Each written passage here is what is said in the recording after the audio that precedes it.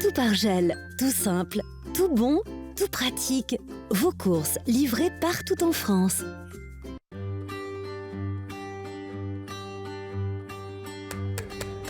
Je m'appelle Charlotte et je pense que les plus belles découvertes se font au bout de la rue. Ce que j'aime, c'est découvrir notre beau pays avec des personnes exceptionnelles et souvent insolites. Alors, je vous emmène avec moi.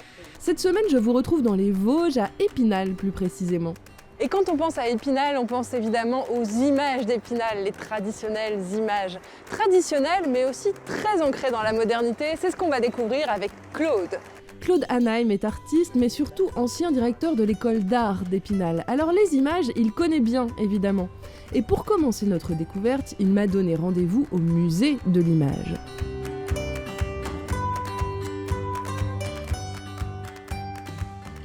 Claude, pourquoi tu nous as donné rendez-vous ici pour commencer? Qu'est-ce que ce lieu est particulier qui te plaît?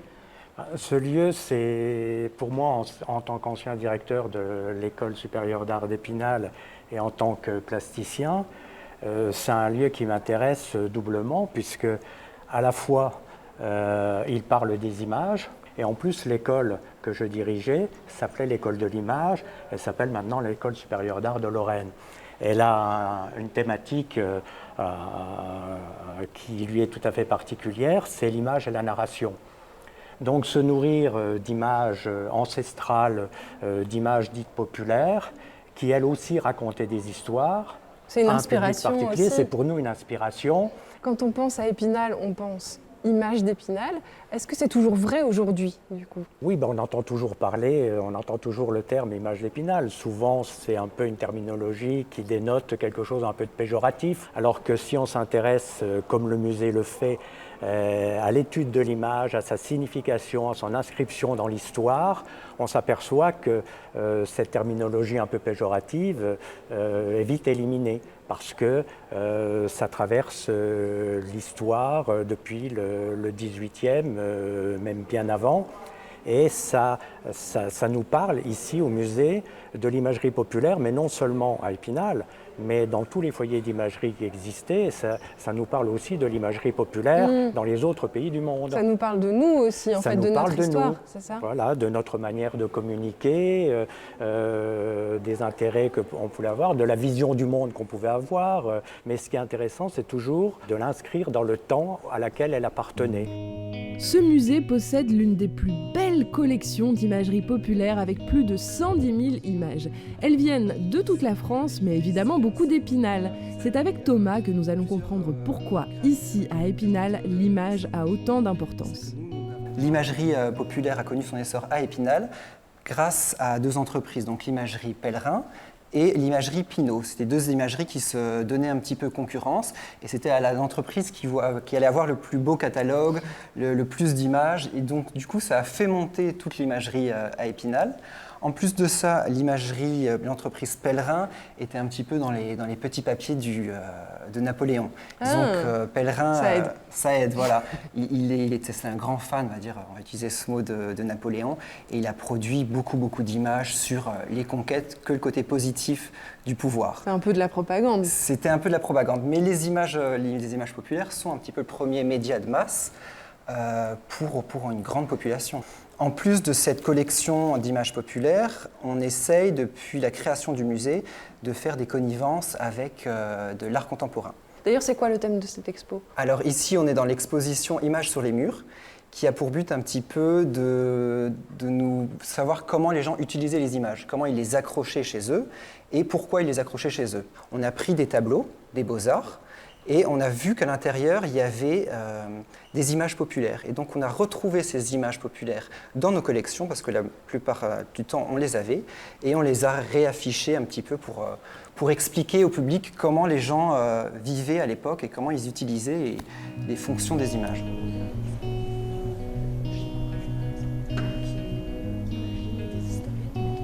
Aude, est-ce que je me trompe ou est-ce qu'il y a un petit air de famille entre ces trois images, même ces quatre? Alors plus qu'un air de famille en fait, parce qu'il s'agit du même personnage.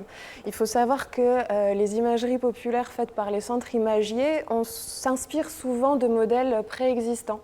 En fait, les centres imagiers, c'est pas tant qu'ils n'avaient pas de source d'imagination, mais ils s'inspiraient souvent d'œuvres d'art, d'œuvres savantes que la population ne connaissait pas forcément, mais qui allaient les inspirer pour créer leurs images. Et du coup, des modèles ont été diffusés, simplifiés forcément, parce qu'entre une toile de maître, une gravure parisienne et l'image populaire, on ne peut pas avoir autant de finesse. Mais il y a des modèles comme ça qui ont été diffusés, qui ont perduré dans le temps. C'est une sorte de vulgarisation presque. Presque, ouais, on peut presque parler de démocratisation culturelle avant l'heure. Vous voulez faire une image de Saint-Joseph, il vous faut un grand personnage avec une auréole derrière la tête, un enfant dans ses bras, une fleur du lys et, très important, des petits bonshommes charpentiers à ses pieds. Et tous ces éléments-là additionnés forment l'iconographie traditionnelle de Saint-Joseph. Donc quand bien même on n'aurait pas le titre ou la capacité de le lire, on arrivera à le reconnaître. Le ciel rose est un petit bonus parce que l'image se veut toujours décorative, alors pourquoi pas un ciel rose. C'est beaucoup une addition de symboles, c'est ça? L'imagerie pèlerin à Épinal a développé plus de 70 planches autour des batailles napoléoniennes, des victoires uniquement. Et ces batailles fonctionnent aussi toujours sur le même mécanisme. En premier plan, les ennemis à terre, les deux armées se faisant face en plein cœur de l'action, comme si la scène était figée et photographiée sur l'instant. Et dans derrière le fond, le décor, des décors. Voilà. Pyramide, palmier, Égypte. Facile. Pendant cette visite du musée, on a beaucoup évoqué l'imagerie pèlerin. Il s'agissait de l'une des plus grandes entreprises créatrices d'images fondée en 1796. Aujourd'hui, ce savoir-faire continue de vivre sous le nom de l'imagerie d'Épinal. De nouvelles images sortent chaque jour de ce bâtiment classé monument historique. Et pour la visite, ça n'est pas très compliqué, c'est juste derrière le musée. Autour de l'image, il y a tous ceux qui travaillent. Il n'y a pas que les images, il y a aussi tous ces gens qui se servent notamment de ça. Oui. C'était la mallette du colporteur, c'est ça? C'est ça, alors on appelle une hotte, c'était dans le temps, on appelle cela le petit colporteur. C'est des personnes qui habitent à Chamagne et ils allaient avec cette hotte, qui est pareil, classée monument historique, et ils chargeaient les images. Alors on mettait aussi un petit sein à l'intérieur et ils allaient charger de cette hotte, vous voyez? C'est comme la petite hotte du Père Noël, et ils montaient dans les petits villages, dans les petites collines, vendre les images. Et cette famille, la famille Pèlerin, c'était une famille importante ici à l'époque, c'était une des plus grosses entreprises, non? Oui, tout à fait, qui est connue sur Épinal quand on parle de la famille Pèlerin. C'est pour ça qu'on garde toujours le nom Pèlerin.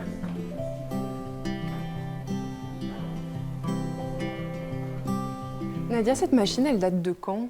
Dans les années 1840-1850, c'est la presse Gutenberg, c'est le grand dieu de l'imprimerie, c'est lui qui a inventé l'imprimerie.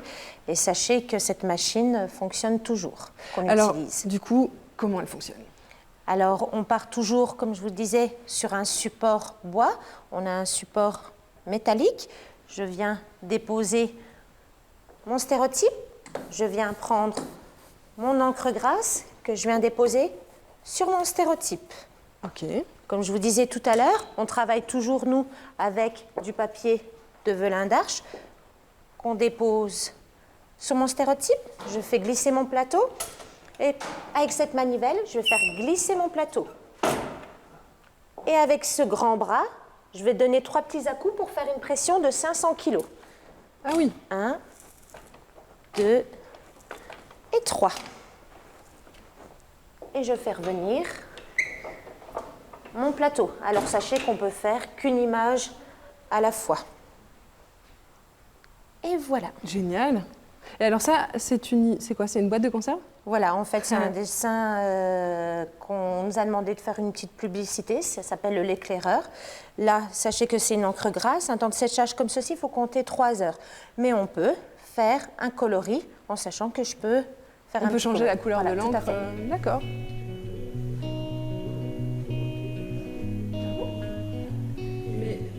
Claude, qu'est-ce que tu ressens quand tu te retrouves ici? À la fois, c'est un lieu qui est chargé historiquement, hein, puisqu'on imagine toutes les personnes qui travaillaient dans ces lieux-là. Mais c'est aussi actuel parce que, bon, s'il s'agit de techniques très anciennes, ancestrales, hein,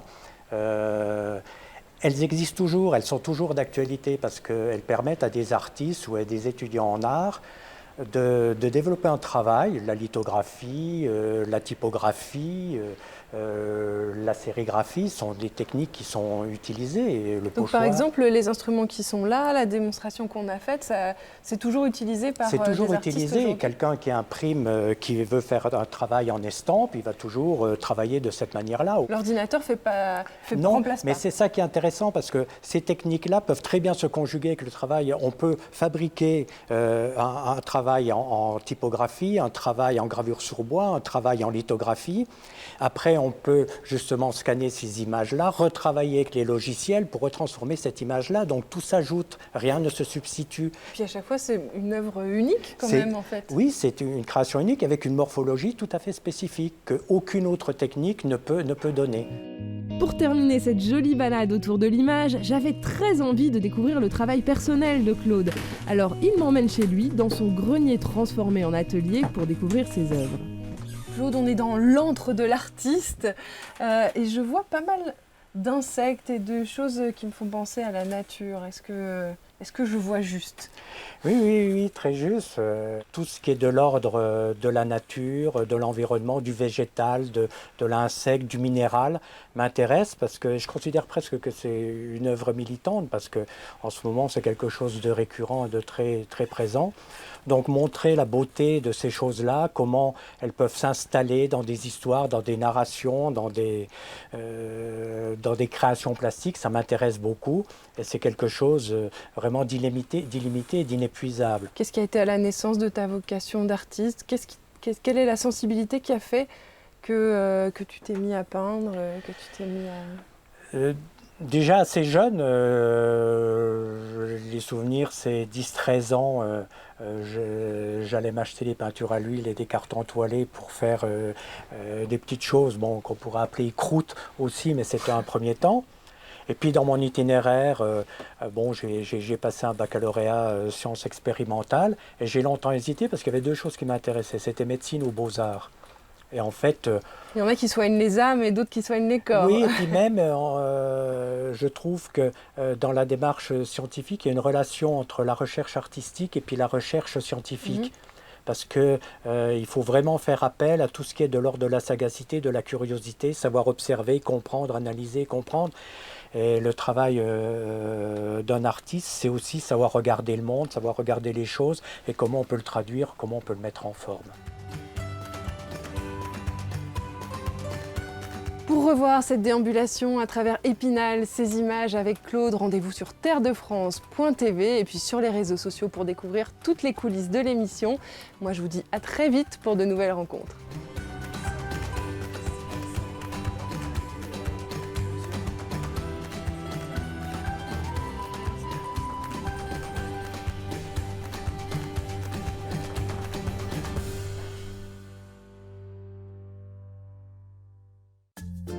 Tout par gel, tout simple, tout bon, tout pratique.